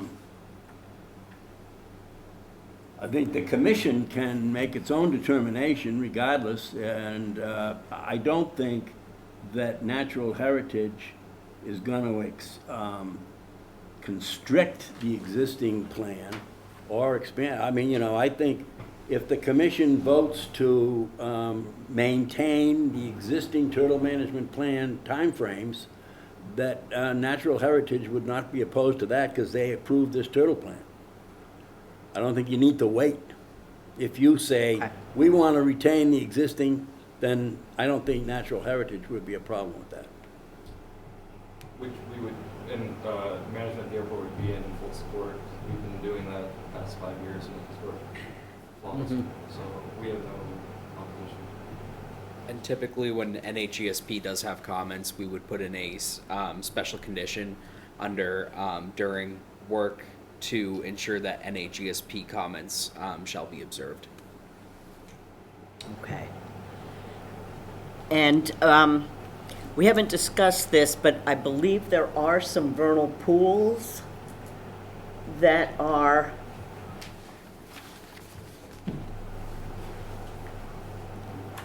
there are several, I think, that are outside of the scope of this plan that are certified, but is there one that is not certified in there? Yes. It's shown on the figure 5 something, the wildlife habitat plan, which I think needs to be amended as well, but the turtle, the vernal pool is shown on that plan. I think it's on the BMP plan, if you're looking for it. I think it's figure 5-1. Okay, have I that. may be wrong, but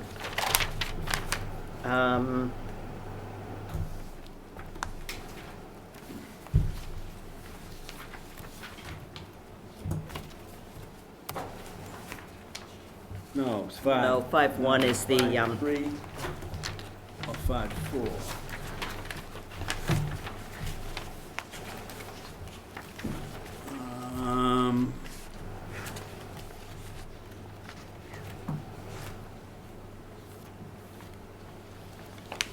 No, it's not 5-4.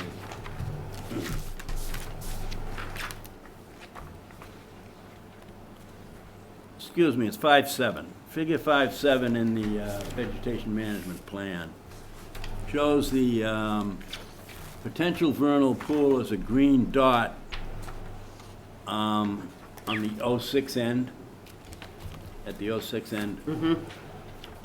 The proposal in the VMP is to just, in the past, under the past VMPs, before we, that existed long before we revised our regulations, they just cut that area because it was a potential and it wasn't a certified pool. We changed our regulations, and when you changed your regulations, you designated the fact that you said the fact that you could not give a waiver or a variance to the buffer zone around vernal pools. The regulations do not allow a variance for that. So you cannot approve the VMP as proposed, to which is to just continue mowing over the vernal pool. You have to, they have to honor the buffer zone around that vernal pool, and my recommendation is that we monitor it to see if it's a vernal pool, and if it's not, we'll eliminate the buffer zone around it, and if it is, then We'll certify it. justified and certify it. So those are my comments on the.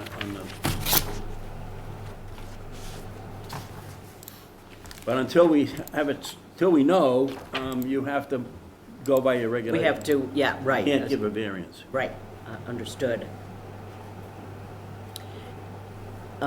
Commissioner comments, questions? We waiting for Heritage?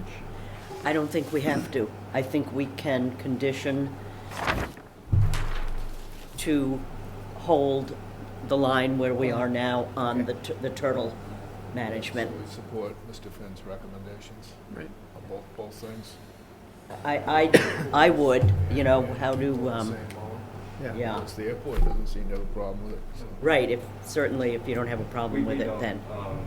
I mean, we're in full support of Bill Finn, and as long as we can continue with our maintenance mowing, which is our wetland areas, because our most pressing concern right now, because the grass is getting high over the lights, and it's a safety issue for the pilots coming in. Sure. So this time of year, that's our most pressing concern, but, and we're really happy to continue with the way we've been doing it. The turtle, okay. Do we have any public comment? Joe Pasevich, 25 Wilson Road, I'm in a butter. Right off the bat, I just want to call attention to the map you have up on the screen now. And in some of the printed documents I've seen, I just want to say that there's in the legend that says estimated habitat. And it's not clear to me on that map what that covers. It looks like the entire shaded area is estimated habitat. That's correct. Okay. That's correct. So that's the inside and outside of the heavy red line. It's all the way up to Plymouth Avenue. Okay. And that's the vernal pool dot. Those are the vernal pool dots? Correct. Okay. I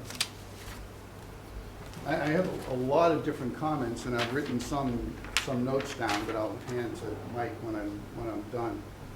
So I hope you give me some patience. I noticed first some general comments inside the with regards to the existing VMP as to where we are to this point. I don't see much reflection on how the existing VMP has actually worked to this point. I think it would be helpful to say, you know, how has the VMP that was implemented up to this point, what has it done? What is the overall effect of that up to this point? And I can answer my own question to that and maybe help you in saying, well, it's obviously having a negative impact on the habitat and on the vegetation associations that are in this area. For example, the mowing that's being done has not been done, and nowhere in this proposal is it indicated it will be done according to guidelines that are established for managing Phragmites, for example. The mowing actually is probably going to, and has been, enhancing the increased dominance and spread of Phragmites in this area, especially on the 2-4 approach, which is the upper part, the Plymouth Ave area, down from the Plymouth Ave area down to the actual runway surface. That area now, I can stand on my property or on the roof of my house and I get a sweeping view of what is now a massive Phragmites field. And that has only gotten worse year to year to year. Because if you read some guidance on Phragmites management, what works and what doesn't work. In fact, I did forward a file to the commission this afternoon. It was a file that some of us had put together when we were dealing with Phragmites issues down by the town here. We did a lot of research and we found guidance materials that basically shows me that what's being done there now is enhancing and spreading Phragmites. I get Phragmites now on the other side of Plymouth Ave in my yard, which were never there before. So the seeds are spreading, there's nothing in here about, and if you read some of the Phragmites management guidelines, I mean, machines are supposed to be clean, cuttings are supposed to be burned or segregated, et cetera, and nothing here addresses that issue, okay? And the Phragmites are spreading, changing the whole shrub scrub association, as they refer to it in here, removing diversity, and as your consultant, Mr. Finn, said, yeah, there are a lot of small things there, but the Phragmites are becoming more dominant. So that's been the effect of the VNP up to now. And now what you're talking about in here is keeping it going in that direction without any changes. As you might recall, initially when this expansion work was done and all that high trees were cut on the 2-4 approach Plymouth Ave area, according to the variance from the state, keeping the air surfaces clear was going to be done by hand. They were going to send people out there looking for big trees, make sure no trees penetrate the approach surfaces. But they said, no, we're just going to shred everything. Now, I don't know how that happened. It happened without me being aware of it. But what the end result is instead of maintaining a nice diverse vegetative association out there, which helps the turtles, there's nothing in here that shows me turtles can march through dense Phragmites stalks, okay? And it's just a total disaster, this approach. The vegetation has changed. It's all because of the VNP that you now want to perpetuate. And it's cited many times in this proposal how those associations have been altered. They admit it. And instead of maintaining that diverse set of blueberry, elderberry, chokecherry, birch, maple, etc., all the things that are serve that habitat and all the species that use it, it's been destroyed, and it's only going to get worse now. There's also nothing in the report that's clear as to what these actual approach surface elevations are. There are some maps with some isoplets, contours on them. I saw one earlier today when I asked Concom secretary for me to see the actual proposal. But there are no numbers. In other words, in that area between Plymouth Ave and the runway, you're told that the approach surface starts 200 feet down from the end of the runway, and then it's a 34-to-1 slope, which tells me that probably the height of vegetation allowed as you get towards Plymouth Ave is, I don't know what, 15, 20 feet, something like that. But here, they're shredding it down to the ground. And it's not necessary to shred everything down to the ground in that area. It's not. And it's only ruining the vegetative association which serves the wildlife in that area. Not to mention the fact that the shredding and the fencing and everything has now driven wildlife into my neighborhood. We're just overrun now with coyotes, turkeys, deer, you name it. So it's not serving the wildlife, it's not serving the vegetative associations. They'll tell you that we have to cut it for emergency access. Well, does emergency access mean you have to clear shred an entire giant area? No, it's not necessary. Emergency access means you need a way to get into an area, and like they do in forested areas, you have forest roads, you have fire roads, stuff like that. To me, that's what access means. It doesn't mean it has to be clear cut down to the nub. Again, and I have to emphasize again, the timing of the cutting is actually enhancing the spread and the increased dominance of the Phragmites. Don't take my word for it. Look at your own Phragmites guidance information that you have.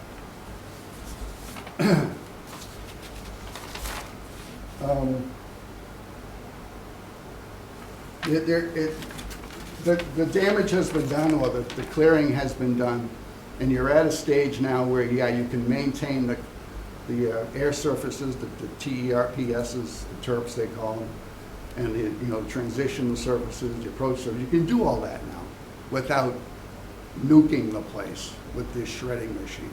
It's not necessary anymore.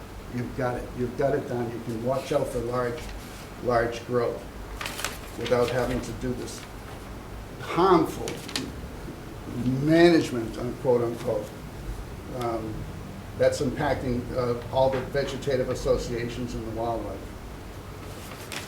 So those are also the drone footage. That is kind of old.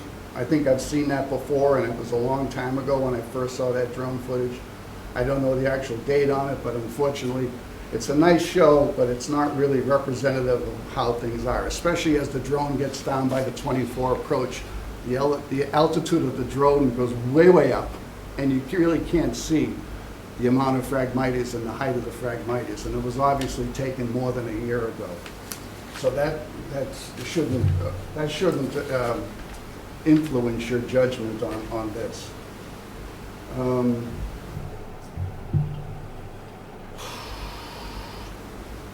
Again, eastern box turtles, which are a concern, I really don't know how the vegetation management plan enhances their habitats, their foraging areas, or even allows them to get in and out of those areas.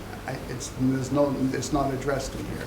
So if NHESP is going to have to chime in on this, these are the kinds of things, and I don't know if they're still open to comments, but I'll be definitely contacting them. And if they haven't come back to you guys yet, or the airport, on what their final determinations are, you know, it would be kind of chancy to think that they're not going to say maybe agree with some of the ideas that I just expressed.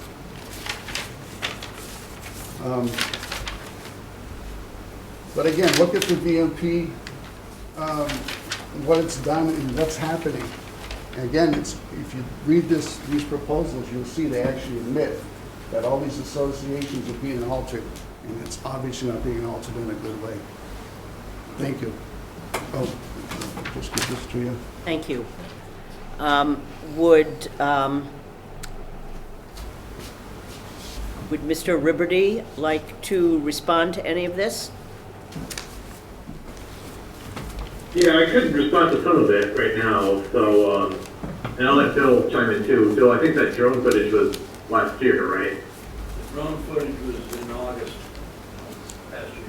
Yeah, that's current drone footage. Excuse me, Steve. I'm sorry. Just for your information, I am the pilot, so I flew it in August. That's okay, but what I'm saying is that it's not representative, because especially in the 2-4 approach. I have hours of drone footage if you would like to see it. No, I'm talking about what you presented here. That's I can present more. I have it right here. I just didn't want to take up the commission's time. I have a ton of it. If you want to see it down close, That's okay. I can get you 3 feet off the ground, and you can see all the vegetation association. But what also helps is to go there in the field and look at it for yourself. I've done that You go too. through the gate on Plymouth Ave, and you just see 10, 12-foot Phragmites, okay, whatever it is, which is not having any impact on the airspace whatsoever. There's no heavy vegetation, no heavy trees growing in there, and if they do get started, you're at least 10 or 15 years away from them having anything near a potential impact to their foot surface. So it's totally unnecessary to do the shredding that you're doing. It is harmful to the habitat, to the vegetation, to the wildlife. I'll turn it back to you, Madam Chairman, and Stephen. I think Greg would want us to say something about safety, et cetera, and access. Part Ben too, right? I mean, It's a safety area of concern. That's the reason. If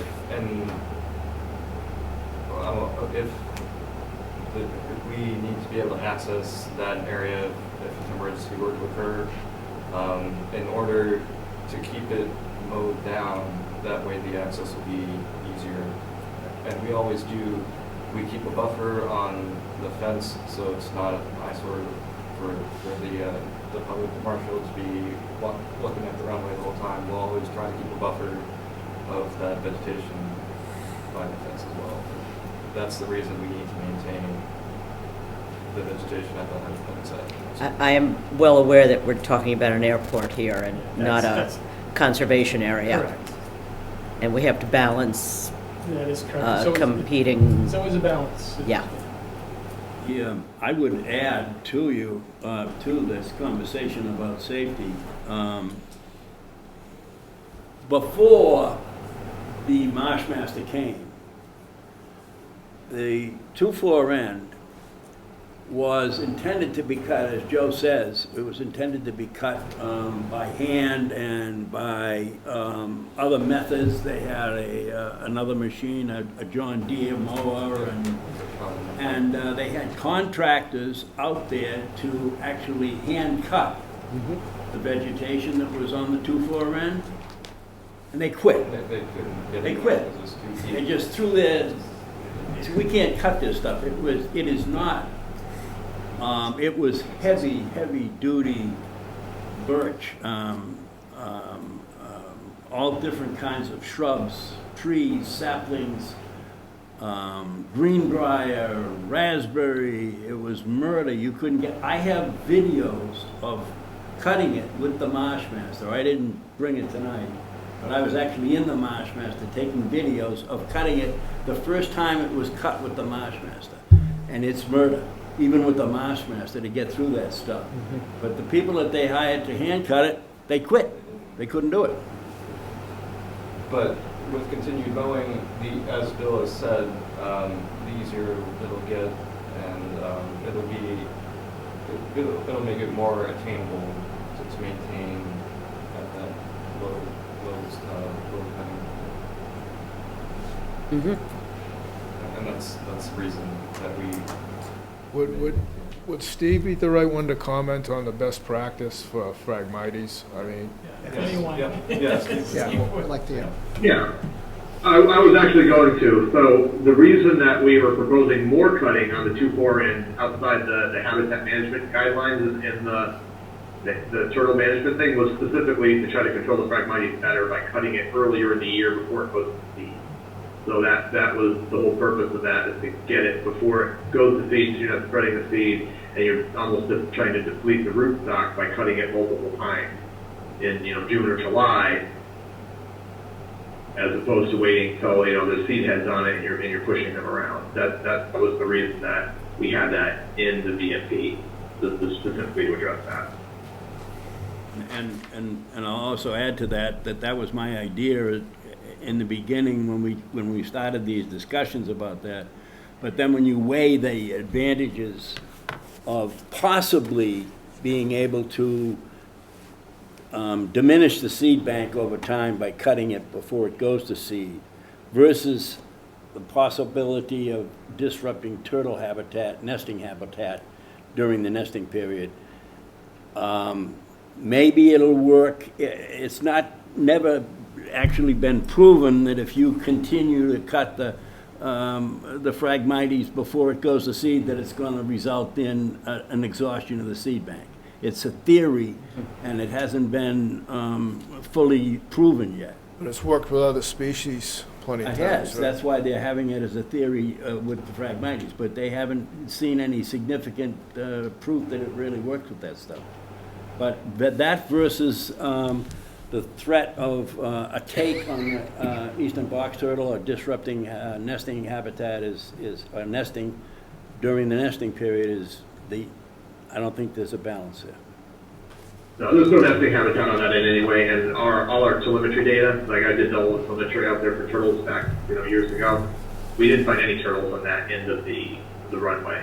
In that area we're talking about. The Phragmites area is not conducive to turtles in general. But that's not only, and I understand what you're saying, Steve, but that's not the only habitat. Phragmites is not the only habitat that's out there. Oh, true, yeah, true.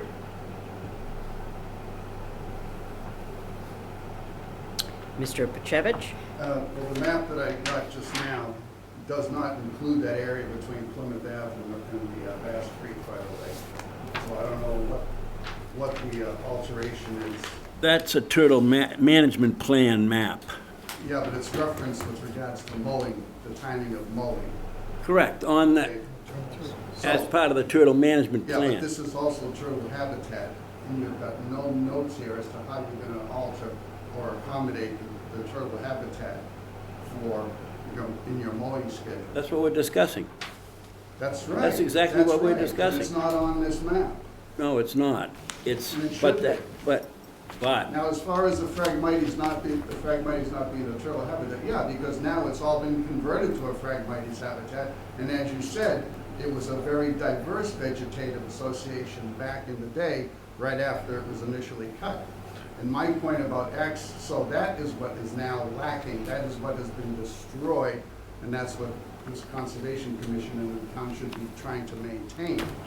Instead of citing safety concerns, whereas a safety concern could easily be met by maintaining the gate, and maintaining access roads, or even if you had to, a couple of networks, a grid of access roads, rather than wholesale cutting, which is going to encourage the dominance of Phragmites, the spread of Phragmites, and the exclusion of eastern box turtles.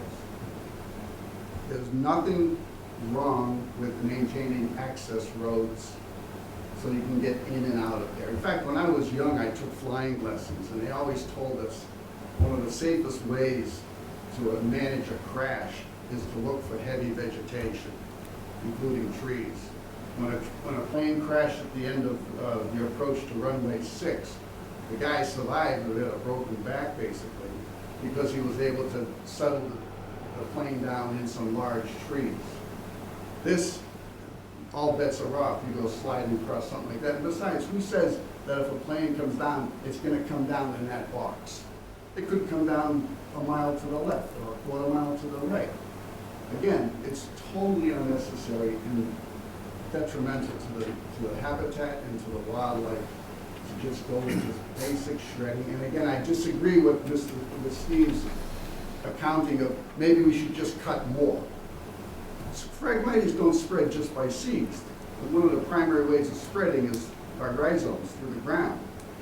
And we're getting both now. We're getting the spread of Phragmites through both methods, and it's getting worse and worse and worse year to year. Might as well just dig it all up and plant Kentucky bluegrass, you know? And I want to throw in one other thing. Mowing like this has been used as an excuse, as a reason, as a justification for extending runways. This runway was extended based on that determination. On the other end, this runway was extended into an R3 zone, which is prohibited. Why? Because at that time the zoning board said, well, that area is being mowed fairly regularly, so we'll consider it disturbed. And they put a runway into an R3 zone, and nobody caught it at the time. So this is also used as justification for future activities down the road. That's always in the back of my mind, because that's how this airport was expanded on the other end. So again, it's totally wrong to disturb the environment where you don't have to. Thank you. Are there any other public comments?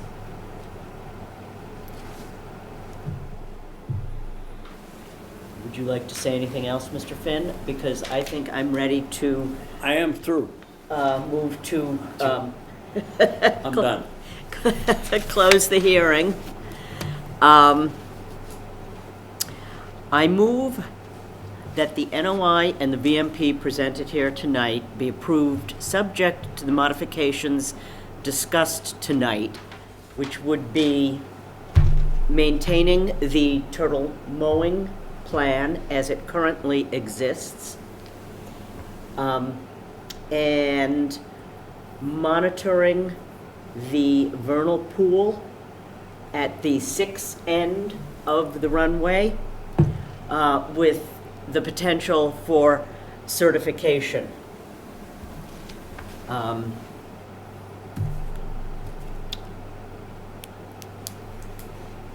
If that, does that cover? National Heritage. Oh, What was the and voice? Sorry. pending comments from Natural Heritage. But I'm speculating that because we are holding the line on the turtle plan, But nevertheless, you're right, they could come back with an alteration, but. Okay. May I have a second? I will second. All in favor? Aye. Aye. Could I ask one thing? The airport has been holding off their maintenance mowing until this VMP got approved. They're in desperate need to mow the normal maintenance mowing that they do with the lawnmower around the lights and the inland areas. So I would, even though we haven't issued the order of conditions yet, I would ask that the commission allow the maintenance mowing to begin tomorrow, because those lights are, I looked at them this week, they're in trouble, so. I am perfectly fine with that. Does anyone object? Yeah. It's a safety issue. It's a safety issue, exactly. It's only a couple of days Appreciate it. out. Thank you, Chairman Harrington and members of the board. Thank you. Okay, thank you.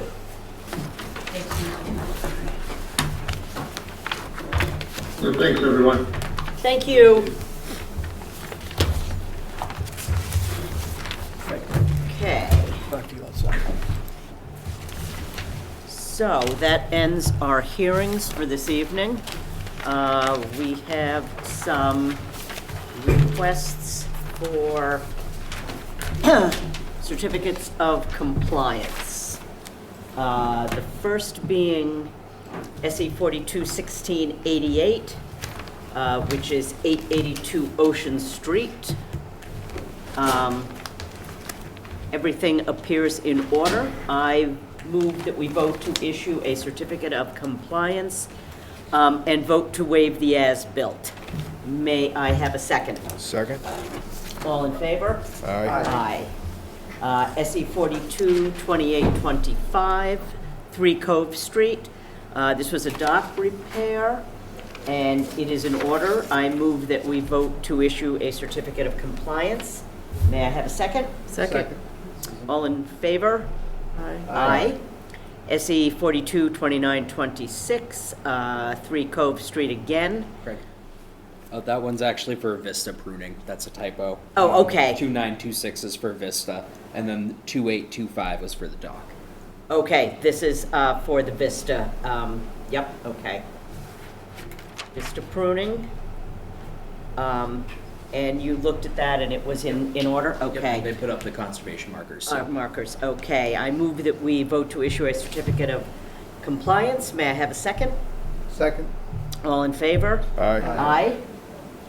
Okay, we're back to 71 Constellation Road. I move that we vote to table until, what's the next one? Been tabling for quite some time. We could table it a month out to June 21st. Okay, we'll table it to June 21st and see if we can get in touch with them. May I have I move that we table to June 21st. May I have a second? Second. All in favor? Aye. Aye. And 1185 Ferry. Let's move, I move that we move this to, table is to 621. May I have a second? Second. All in favor? Aye. Aye. SE 422694, 333 Plymouth Ave. This was a Vista pruning. It appears to be in good order. I move that we vote to issue the certificate of compliance. Right. That one was actually for a raise and rebuild, I believe. Let me double check that. That's a typo. That's a typo. But yes, that site did look in order. There was a bit more gravel located underneath the home than proposed, but there is a large amount of Phragmites encroaching on the site. And there's also a split rail fence about knee-high on one of the property borders. But materials appear to be pervious, and it appears that that was put in there as a necessity to keep the Phragmites at bay. Okay. I move that we vote to issue a certificate of compliance. May I have a second? Second. All in favor? Aye. Aye. And SE 422964, 773 Summer Street. This was for a septic system with a deck added under a DMA this year. I move that we vote to issue a certificate of compliance. May I have a second? Second. All in favor? Aye. Aye. That concludes our business. I move to close the Marshfield Conservation Commission meeting of May 17th, 2023. May I have a second? All in favor? Aye. We are adjourned.